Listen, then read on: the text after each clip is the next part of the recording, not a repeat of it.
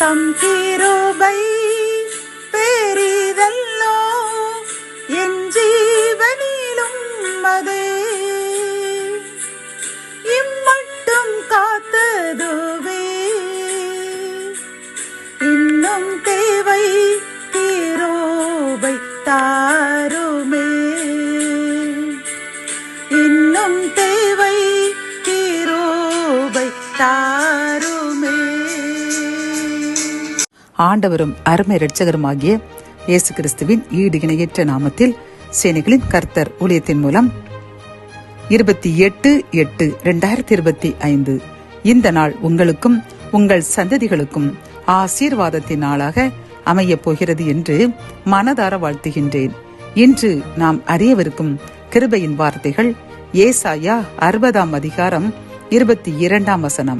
சின்னவன் 1000 சிறியவன் பலத்த ஜாதியுமாவான்.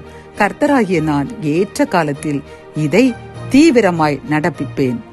கத்தோலிக்க வேதாகமம் இவ்வாறு கூறுகின்றது: அவர்களுள் சிறியவர் 1000 பெருகுவர், அற்பரும் ஆற்றல் மிகு மக்கள் இனமாவர். நானே ஆண்டவர், ஏற்ற காலத்தில் இதை நான் விரைவாய் செய்து முடிப்பேன் என்கின்றது.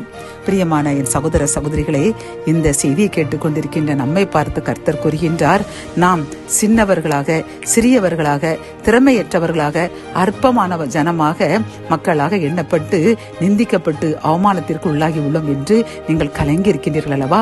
கர்த்தர் உங்களை பார்த்து கூறுகின்றார், உங்களை சிறியவர்கள், ஒன்றுக்கு உதவாதவர்கள், ஞானமற்றவர்கள், அறிவிலிகள் என்று பேசிக் கொண்டிருக்கின்ற அந்த மக்கள் மத்தியில் நான் உங்களை ஒரு காலம் வரும், அது இப்பொழுதே வந்துவிட்டது, அதில் உங்களையும் உங்கள் சந்ததியையும் நான் பெரிய ஜாதியாக்கி ஆசீர்வதிப்பேன். உங்களை எள்ளி நகையாடினவர்கள் மத்தியில் உங்களை உயர்த்த போகின்றேன் என்று இந்த கிருபையின் வார்த்தைகள் மூலமாக அருமையான ஒரு வாக்குத்தத்தின் செய்தியை கூறியுள்ளார். பிரியமானவர்களே, ஆகவே நீங்கள் சிறுமைப்பட்ட அந்த நாட்களை குறித்து கலங்காதீர்கள்.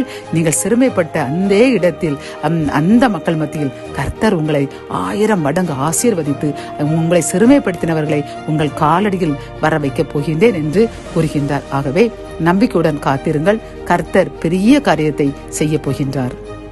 ஜபம். என் அன்பு தகப்பனே, இந்த கிருபையின் வார்த்தைகள் மூலமாக அப்பா, சிறியவர்களாக எங்களை 1000 அற்பமாய் எண்ணப்பட்ட எங்களை பெரிய ஜாதியமாக்கி ஏற்ற காலத்தில் தீவிரமாய் எங்களை ஆசீர்வதித்து உயர்த்த போகிறேன் என்று கூறின கிருபையின் வார்த்தைக்காக நன்றி அப்பா.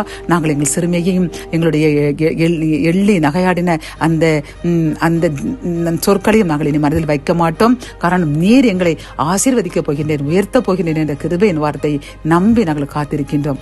விரைவில் நிறைவேற்றுங்க, ஆசீர்வதி. மீட்பர் இயேசுவின் மூலம் ஜெபம் கேளும் நல்ல தகப்பனே, ஆமேன்.